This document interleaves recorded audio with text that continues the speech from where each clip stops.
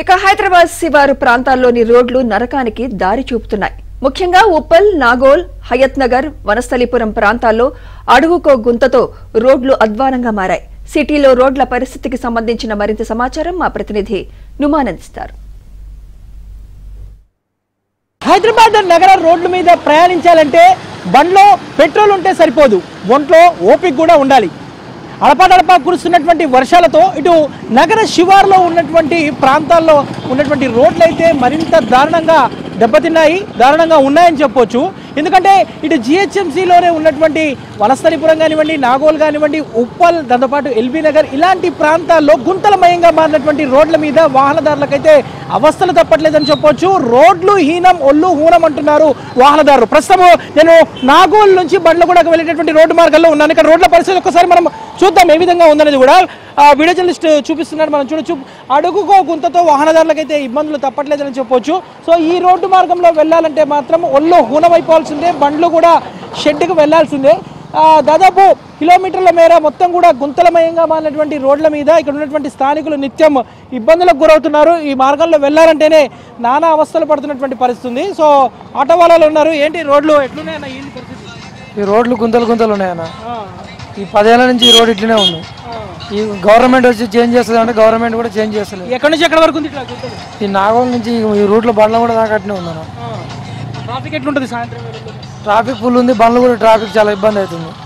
గుంతలు పడి ఉంటే బండ్లు కూడా యాక్సిడెంట్ అవుతున్నాయి.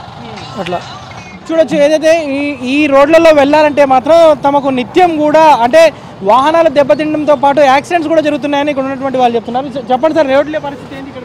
చాలా అధ్వానంగా ఉంది. ఈ రోడ్లు సీసీ రోడ్ వేయకపోవడం వల్ల గుంతలు ప్రతి సంవత్సరం యాక్సిడెంట్లు అవుతున్నాయి. 10ల సంఖ్యలో జనాలు చనిపోతూ ఉన్నారు. ఉదయం సాయంత్రం అయితే రష్ టైంలో ఈ గుంతల వల్ల కిలోమీటర్ వరకు ట్రాఫిక్ జామ్ ఏర్పడుతుంది. కాబట్టి ఇమీడియట్గా దీన్ని సీసీ రోడ్ వస్తే పర్మనెంట్ సొల్యూషన్. ఇదంతా మెయింటెనెన్స్ పెడుతున్నారు. ఇదంతా బూడిదలో ఏమంటారు కదా, వేస్ట్ అవుతున్నాయి డబ్బులన్నీ. కాబట్టి ఇమీడియట్గా దీన్ని సీసీ రోడ్ వస్తే ఈ సమస్య పరిష్కారం అవుతుంది. రోడ్లు ఎట్లున్నాయన్నా? ఈ రోడ్లు బాగాలేవు అన్న, మొత్తం ఇంచి ఆడదాకా బాగాలేదు. సీనియర్ సిటిజన్స్ కూడా ఉన్నారు సార్. రోడ్లు ఏంటి సార్ పరిస్థితి ఇక్కడ? అధ్వానంగా ఉంది మేస్టర్, చాలా కష్టంగా ఉంది నిజంగాను. అన్ని గుంటలండి, ఎవరు ఎప్పుడు పడతారో తెలియదు, చాలా ఇబ్బందిగా ఉందండి. ఎక్కడి నుంచి ఎక్కడ దాకా ఉంది సార్ ఈ గుంటలు? ఆంధ్ర సంవత్సరం నుంచి దొరుకుంది. ఇలాంటి సీనియర్ సిటిజన్స్ ఏం చేస్తా, కర్మం అంతే.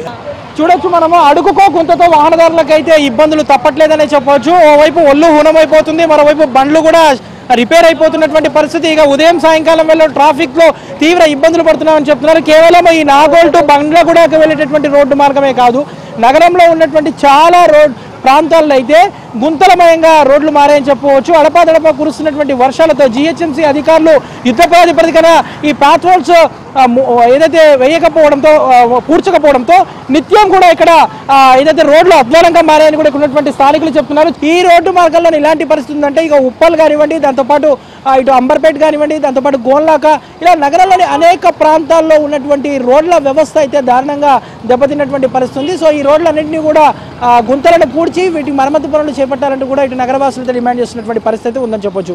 వీడియో జర్నలిస్ట్ పవన్తో నుమాన్, ఆంధ్రజ్యోతి.